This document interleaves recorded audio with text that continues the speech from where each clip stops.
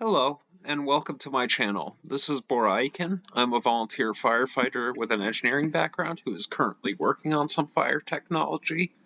I am making this video to share some of my progress and also share some helpful tips for anybody that's interested in DIY or learning about electronics or software or the interface between the two. This is what this channel is for. Now, in this module, I'm going to cover something that a lot of people could probably use is a simple power brick, but how to make it to military or government grade specification using surplus parts or ordering it through other channels such as authorized dealers, how to make a high-end, reliable power source for a USB device. Can be for charging your phone, other mobile devices, whatever USB power that you may be needing it for. I'm using it to run a microprocessor in my case. So here we go. Let's take a look at Eaton's website, because I currently have one that I purchased from surplus through eBay for a 28 volt in, 5 volt out.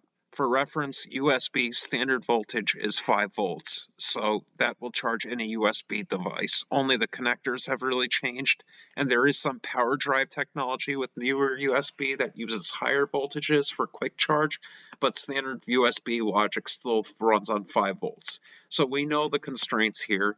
I want to run it off a 12 volt battery, so either a car or a small lithium battery would work as a power source for the input, and I want 5 volts out.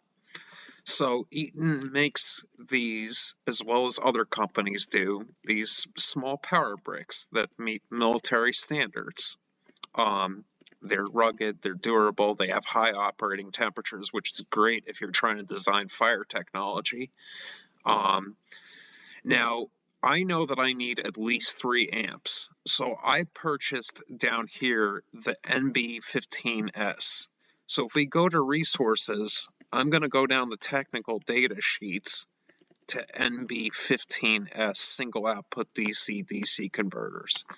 Now, when you get it, the device for converting DC to DC will come in a package very similar to this. As you can see, there are pins here. I will explain them later when I show what I soldered together. There are pins for inputs and outputs, and there is also a gate. I will explain the functions of those as I go along. The idea of this is to convert a battery voltage to a usable USB voltage, for example, stepping down 12 volts to 5 volts, so it can be used by your device,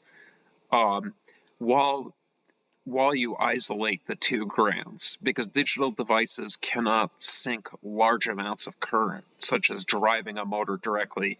You can't directly drive a USB-powered motor in most cases, unless it's extremely low-powered.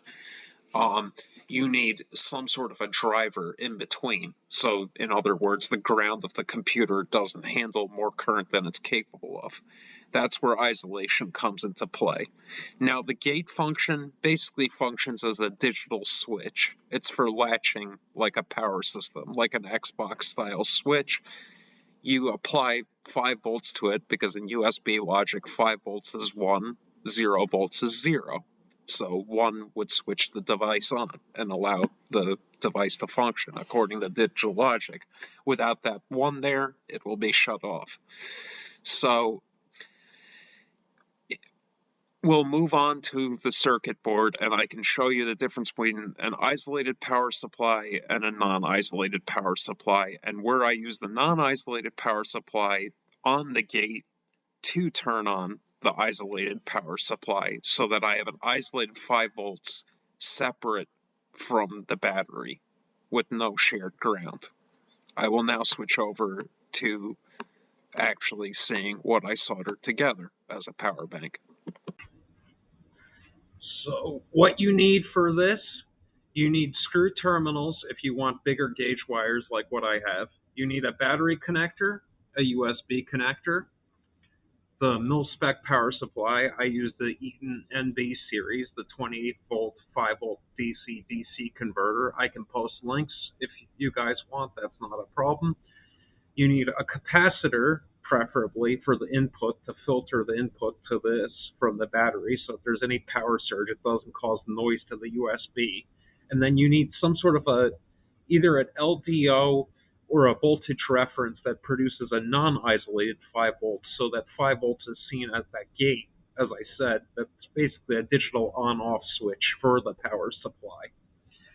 So when you look at this, the red on this side is the positive side from the battery.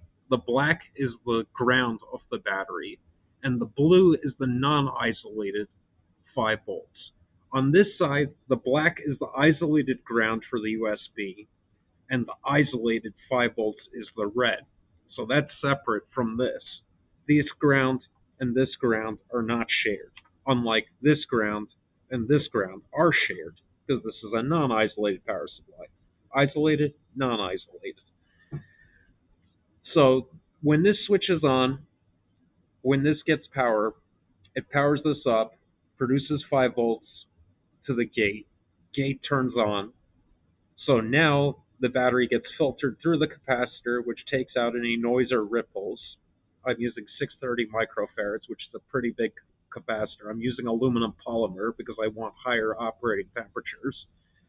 Just like I'm using the LM109 HP Plus from Texas Instruments for this, for a voltage regulator, which is rated at 125 degrees centigrade, I believe.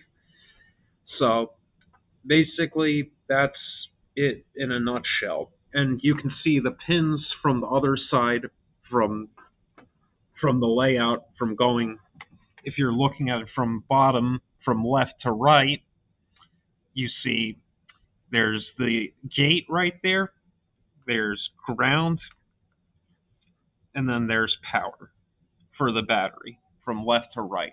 There's a trim right there that I left blank. That's the pin between ground and the gate. That one I left blank. That's for adjusting the 5 volts, the offset, if you want to trim it to exactly 5 or something higher, for example. I didn't need to. This thing has a tighter tolerance than most USB devices require, including microprocessors, so I didn't need to. So let's fire it up, see how it works, shall we? We'll try it on my cell phone. Let's be gutsy. So I got just a basic 12-volt lithium ferric phosphate battery. Attach the Anderson power poles.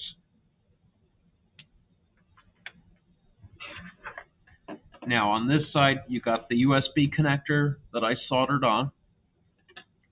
And here's my Samsung phone. There we go, it's upside down.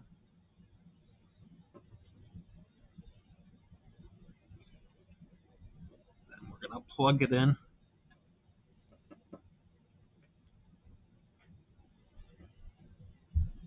And it's charging. So yeah, there you go.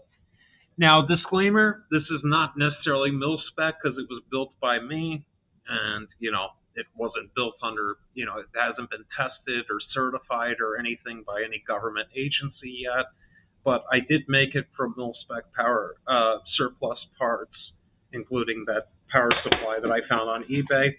If you guys check out the description, I'll add a little list of the components and links to where to acquire them if you decide that you should decide to recreate this on your own.